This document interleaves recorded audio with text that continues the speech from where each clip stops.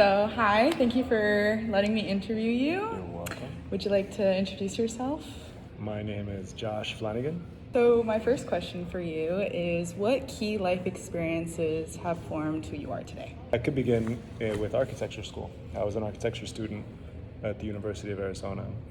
And while I was there, I was able to spend a year abroad in Spain, in Madrid, and that changed my life. I feel like that opened up the world to me for travel, but also almost more important than going to school. I think traveling and experiencing the world and to a certain extent suffering makes you come back with more compassion. And so that was probably a very pivotal part of my life. How did you become passionate and involved in your city? If we're talking about New York City, by moving there and then I somehow got into the fashion industry that then led me into the documentary world. New York is much better for documentary and that type of world. So it became my career, even though I didn't study at all. I studied architecture. Right. It was something that I was learning constantly. My third question is what are your core values and how are they reflected in your work? Some of my core values, like I talked about compassion, being able to look at the world through other people's eyes is super important. And so working in documentary film and traveling the world like I do, a lot of times people don't have the opportunity to see these cultures and things that I get to see. And so in a way, I'm their mirror into that world. Why is your city a great city? Why is New York great? It is a melting pot, like it is very commonly described. And so you go on the subway and you literally have a Muslim next to a Hasidic Jew next to a West African, and you're all in the mix of it, and it doesn't matter. It's all everyone's rubbing shoulders together and trying to survive, but also learning to work with each other. What causes, projects, and activities are you involved in and why?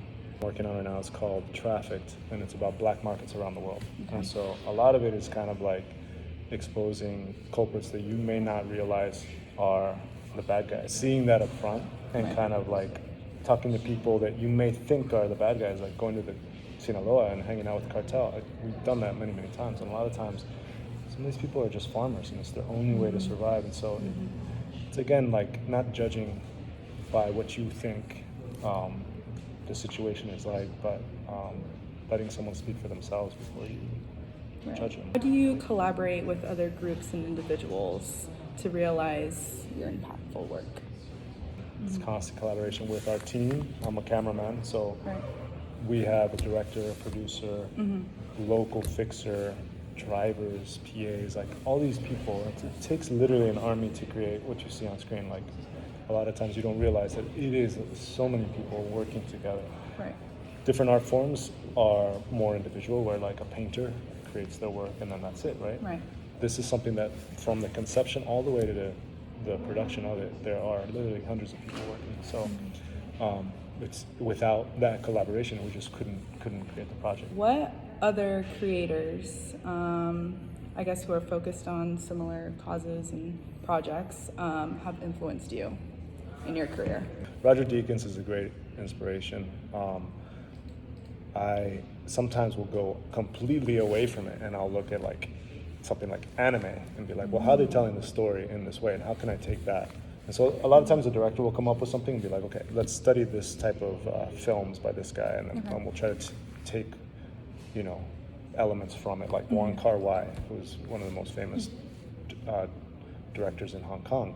He's very colorful and it's all about like frames and frames, and so like and it's all locked down, and so you study things and you can like then interpret it and then kind of make your own out of it. And last question, what would you recommend I do to become a better creator of our great city?